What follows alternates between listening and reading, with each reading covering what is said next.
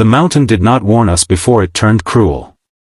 One moment the road was just another winding strip of asphalt cutting through the Colorado Rockies, and the next it was swallowed by white fury, the sky collapsing into snow so thick it felt personal, as if the storm had chosen us. My phone lost signal, the car slid sideways, and the silence that followed was so deep it rang in my ears.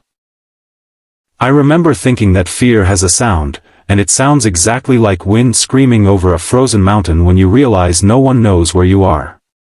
If you believe in kindness, second chances, and the strange ways life brings people together when they least expect it, take a moment right now to like, comment, share, and subscribe to this channel. Stories like this remind us that even in the coldest moments, warmth can still be found. My name is Aaron, and until that night, I thought I knew my boss, Margaret, completely. She was the kind of woman who ran meetings like military drills, corrected grammar in emails, and never smiled unless a deadline had been beaten into submission. She was respected, feared, and distant. We were on a work trip through rural Colorado, heading back from a conference in Denver, when the storm trapped us. The GPS gave up before we did, and when the car finally refused to move, we were forced to walk toward a dim light flickering through the snowfall.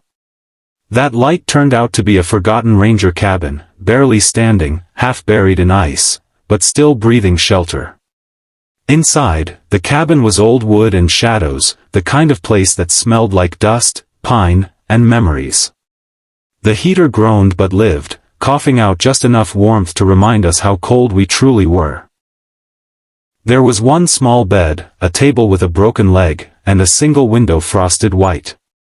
Margaret tried to remain composed, but I could see the fear she worked so hard to hide. The strict posture softened under layers of winter gear, and the woman who intimidated an entire office suddenly looked human, small even, sitting on the edge of that bed with snow melting from her coat. The night stretched long and merciless. The storm howled like it wanted inside, and the temperature dropped with every hour. We rationed energy, wrapped ourselves in old blankets, and listened to the mountain test the cabin's resolve. Somewhere between shivering silence and the slow rhythm of breathing, something shifted.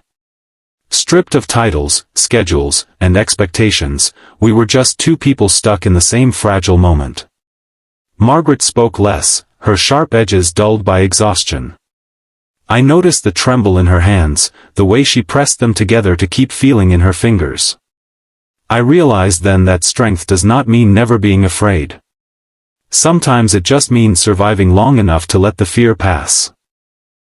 As the heater struggled, we made the only practical choice to conserve warmth, a decision based on survival rather than comfort. The closeness was awkward at first, heavy with unspoken boundaries, but the mountain did not care about professional distance. Wrapped in blankets, listening to the storm rage, I felt her tense slowly ease. In that quiet, I thought about how many times I had judged her, how easy it was to see only authority and never the cost of carrying it. The cold has a way of peeling people down to their core, and what I found there was not cruelty, but loneliness. Margaret's breathing eventually steadied, and I stayed awake, staring at the dark ceiling, counting seconds between gusts of wind. Memories surfaced, moments from work where I had mistaken discipline for lack of compassion.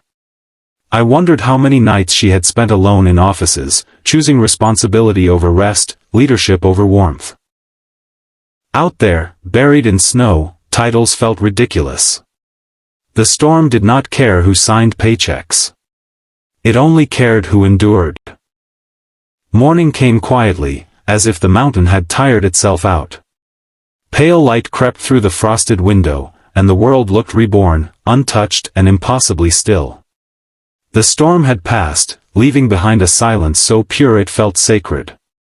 When we stepped outside later, help eventually finding us thanks to a ranger patrol, something unspoken lingered between us. Not romance in the dramatic sense, but understanding. The kind that changes how you look at someone forever. Back at work weeks later, things were different. Margaret was still firm, still precise, but there was a softness now, a pause before criticism, a nod of acknowledgement when someone tried their best. For my part, I worked harder, not out of fear, but respect. We never spoke of the mountain directly, never needed to. Some experiences live best in quiet recognition. The snow had trapped us, yes, but it also freed us from assumptions we never questioned. Just before this story ends, leave a comment and tell us what you think really changes a person more, success or survival.